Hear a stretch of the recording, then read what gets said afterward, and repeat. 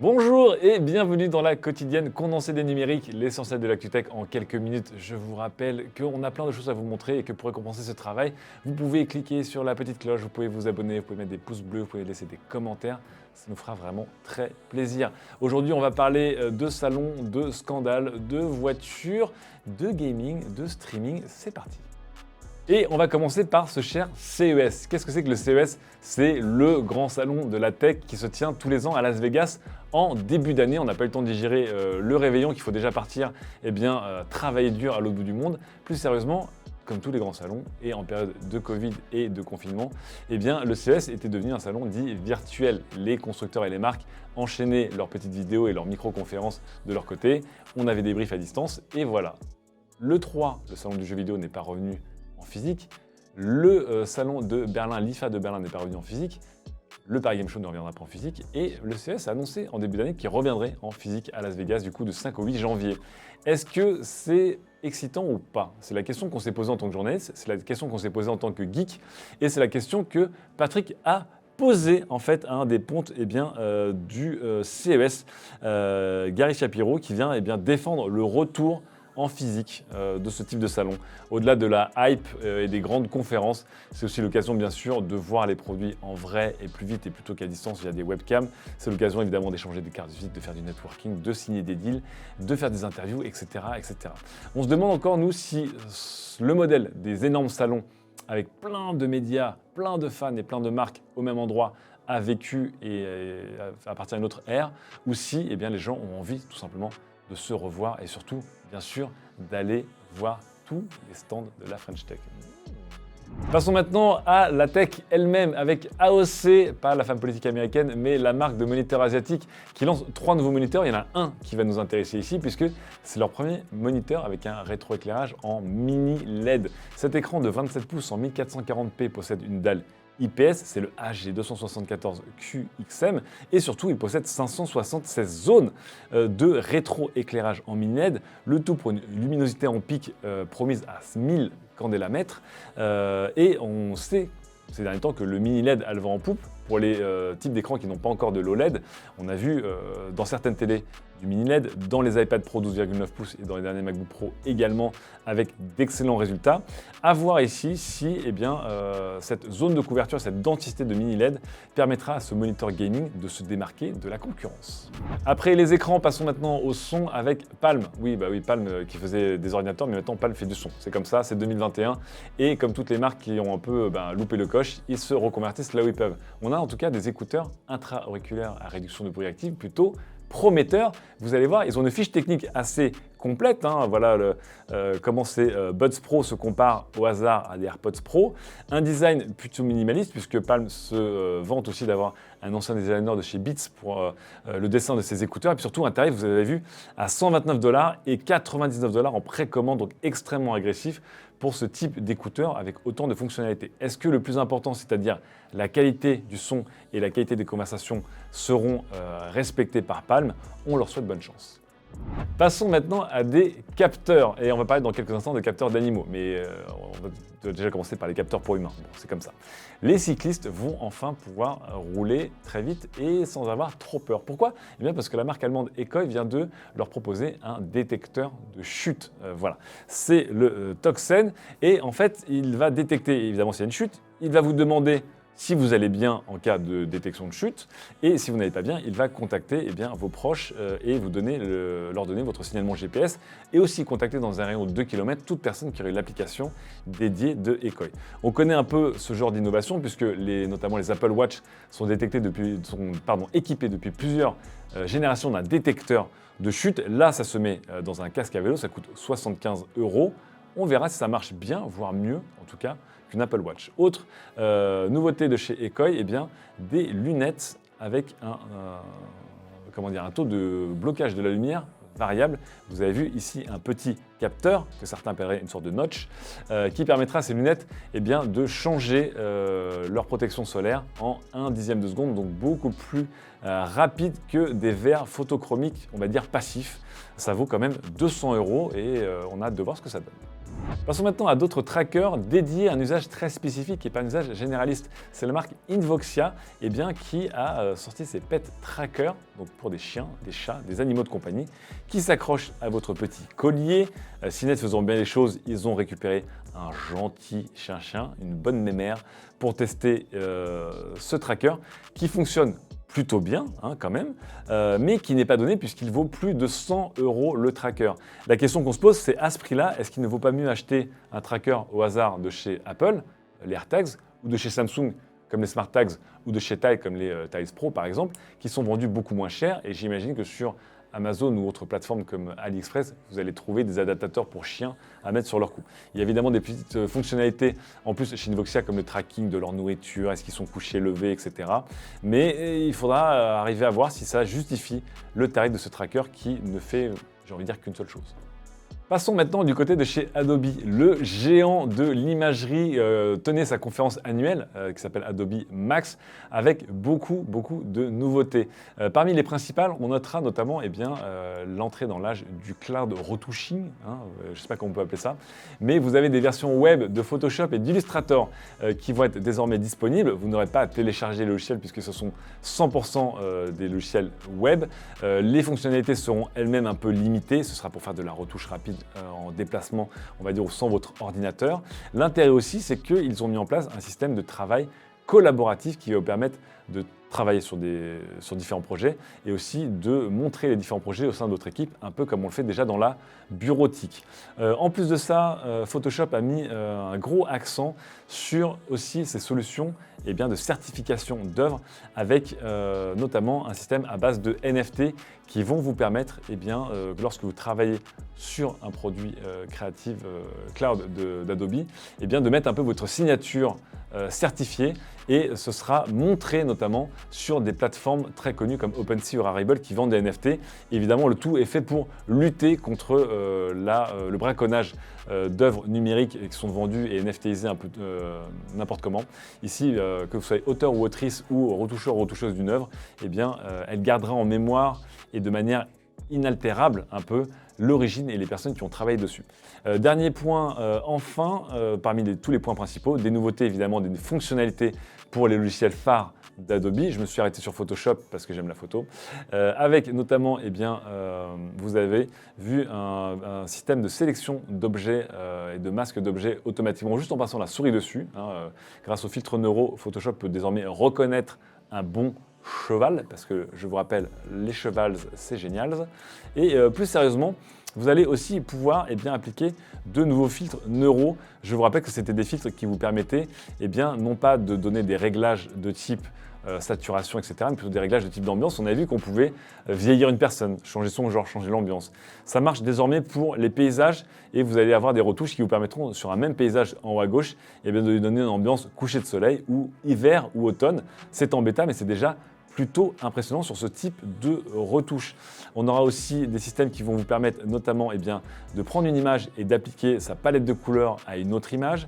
Et très intéressant pour les personnes qui font de la retouche ou de la publicité. C'est la fin du cauchemar des fonds verts. On va pouvoir harmoniser la lumière d'une image avec la lumière d'une autre pour que ça ait l'air naturel. Regardez-moi cette femme. On dirait complètement qu'elle est dans un jardin en plein brouillard. Voilà en tout cas pour les quelques annonces d'Adobe Max. Je vous rappelle que la conférence dure plusieurs jours avec beaucoup d'ateliers pour les professionnels de la profession et on essaiera de vous dire s'il y a d'autres nouveautés intéressantes qui ont été annoncées à ce moment-là. Passons maintenant à l'automobile avec deux constructeurs américains. Il y en a un pour qui tout sourit et pour qui l'autre, ça commence pas encore vraiment à sourire, mais ça grince pas mal les dents.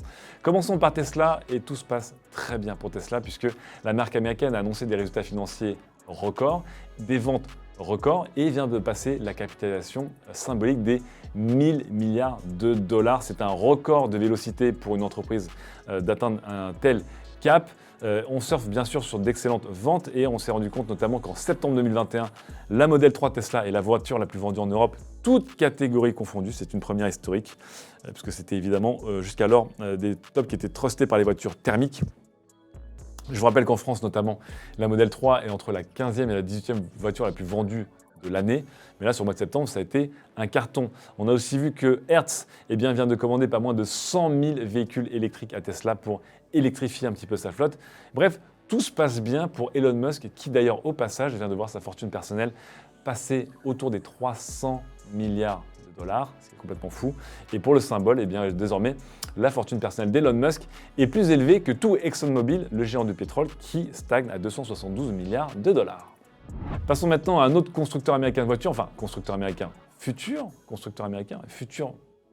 marque de voiture, parce que c'est Apple. Et oui, Apple, ça fait 10 ans qu'on attend de voir son serpent de mer maison, qui est évidemment l'Apple Car. Ira pas, on a eu à peu près toutes les réponses. Apple eux-mêmes en interne ont changé plusieurs fois de réponse.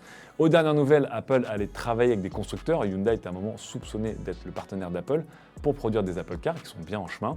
Mais pour produire des voitures électriques, il faut des batteries. Et c'est pas gagné puisque les demandes d'Apple ne sont pas recevables selon les principaux constructeurs chinois de batteries.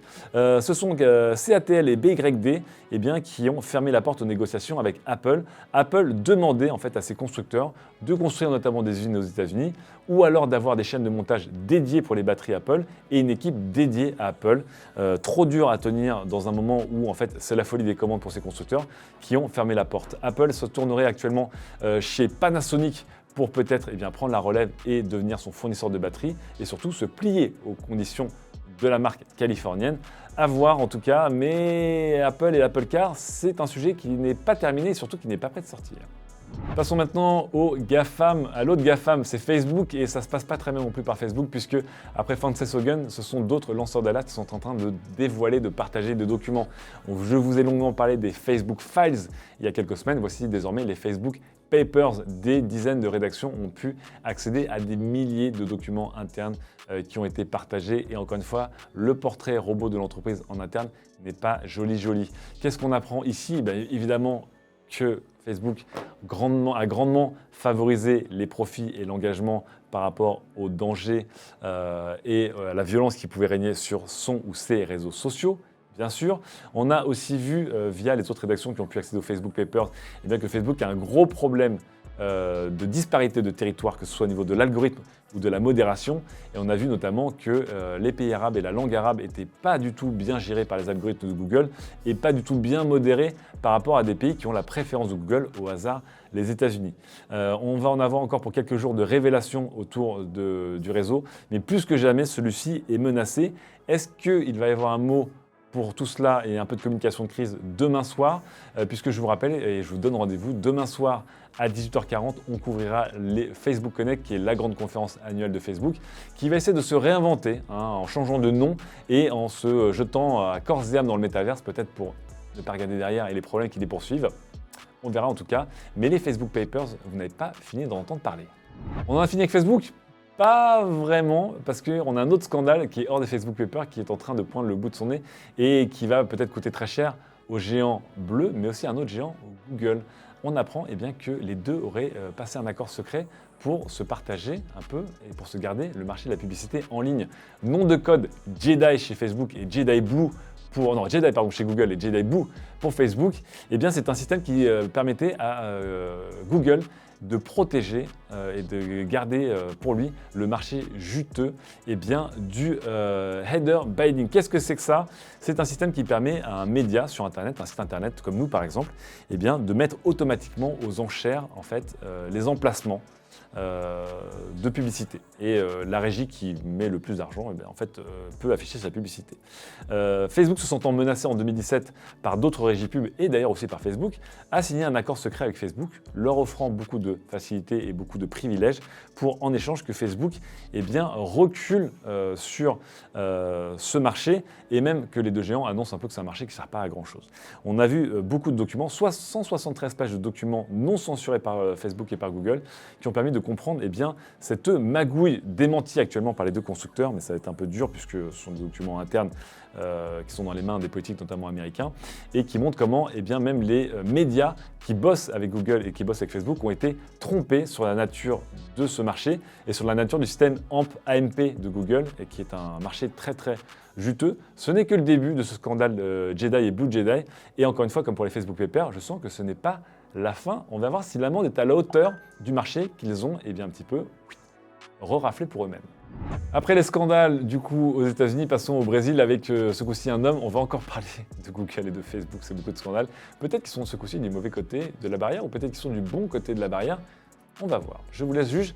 Mais une vidéo de ce cher monsieur Bolsonaro, Jair Bolsonaro, le président brésilien, a été viré de Facebook et d'Instagram et son compte, lui, a été suspendu pour une semaine sur YouTube. Pourquoi ? Eh bien parce que Jair Bolsonaro avait affirmé que les personnes vaccinées contre la Covid avaient plus de chances d'attraper le sida, en toute simplicité. Voilà. Une vidéo déclarée comme fake news et complotiste et surtout pouvant avoir de conséquences pour les personnes qui ne font pas leur devoir de faire du fact-checking. Eh bien, les géants américains ont tapé vite et tapé fort, ce qui n'était pas le cas ces dernières années avec d'autres politiques, notamment aux États-Unis ou en France. On verra si ça devient une jurisprudence, mais c'est un signal fort qui a été envoyé par Facebook et Google là-dessus. Passons maintenant à Netflix. Pas de scandale avec Netflix, mais une polémique. C'est vraiment la quotidienne aujourd'hui des débats un peu enflammés. Netflix voudrait faire un petit festival en France et ils voudraient, notamment au mois de décembre, projeter leurs prochaines productions et leurs prochaines exclusivités dans des salles de cinéma, notamment du réseau MK2 et autres. Ça ne plaît pas du tout au syndicat des professionnels de la profession. Le SDI, qui est le syndicat des distributeurs indépendants, et le DIRE, qui est le distributeur indépendant réuni européen, trouvent que c'est extrêmement cynique de la part de Netflix, qui, selon eux, est un service qui fait du mal au cinéma, de venir dans des cinémas pour faire la pub de la SVOD et de faire des cinémas un peu, comme ils le disent, l'antichambre des services Netflix. Ils sont donc contre la tenue de ce petit festival du géant américain de la SVOD. On en a beaucoup débattu ce matin durant le live. Est-ce qu'un film de cinéma, c'est-à-dire un film avec des acteurs de cinéma, des réalisateurs de cinéma, d'une longueur de film de cinéma, un rythme peut-être, un budget de film de cinéma, mais qui ne sort pas dans une salle de cinéma, est un film de cinéma? Vous avez 2 heures, on se donne rendez-vous bien sûr demain pour en reparler. Dernier point, on va passer ce coup-ci au gaming, on va rester un peu dans le streaming. Il y a une bonne nouvelle pour les personnes qui possèdent des consoles Xbox Series S et Series X. Ces dernières sont toujours plus capables et elles peuvent désormais accueillir GeForce Now, le service de cloud gaming de Nvidia, sera accessible via le navigateur Edge intégré dans les consoles et vous pourrez enfin jouer à Counter-Strike sur votre Xbox en streaming. Bonne nouvelle. On a aussi le console streaming qui lui est plutôt dédié à Twitch qui arrive et qui va vous permettre de streamer sur votre console sur Twitch en direct. Ça s'améliore en tout cas toujours pour les consoles de chez Microsoft. C'est la fin de l'actu tech du jour. Je vous laisse avec les tests qui sont parus sur notre site, les numériques, parce qu'on fait aussi beaucoup de tests. On commence avec une cafetière à 700 €, mais en plastique, donc un peu décevante. Pour le reste, ça fonctionne plutôt bien. C'est la Saeco Grand Aroma SM6580. Allez voir si vous voulez vous équiper, même si encore une fois une machine en plastique on n'est pas fan.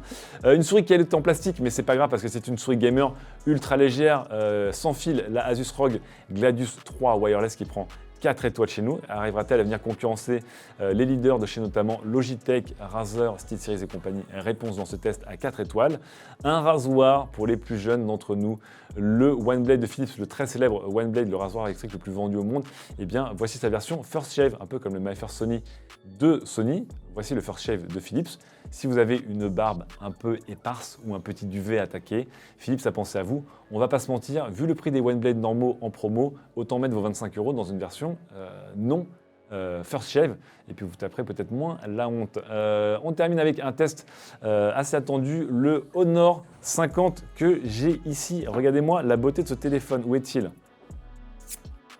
Incroyable, regardez-moi la beauté de ce téléphone et surtout, regardez-moi la ressemblance de ce téléphone avec un autre qui est le Huawei Nova 9. Hop, frère jumeau sur 20, vraiment même module photo, même tranche, même port, etc. Pour 2 téléphones qui en fait ne se ressemblent pas tant que ça, puisque ici vous avez un téléphone Huawei, ici un téléphone Honor. Je vous rappelle que ceci était l'ancienne sous-marque de Huawei, mais ce qui change tout, c'est que cette marque-là, donc Huawei, est désormais blacklistée aux États-Unis et ne peut pas se fournir sur certains composants, certains logiciels. Donc, excite Android et l'écosystème de Google, excite aussi des modems, notamment 5G pour eux.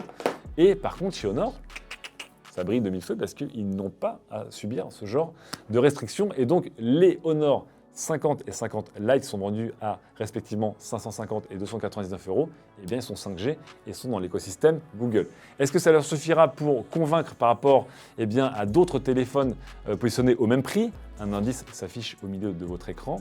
réponse dans le test de Henri Laera. C'est sur ce que je vous laisse en tout cas. On se retrouve, je vous rappelle, demain pour 3 rendez-vous. En 1, on a le live à 11h. En 2, on a la condensée en fin de journée. Et puis en 3, nous avons évidemment la couverture de la conférence Facebook à 18h40 sur notre chaîne Twitch. En attendant, reposez-vous bien et à demain. Ciao.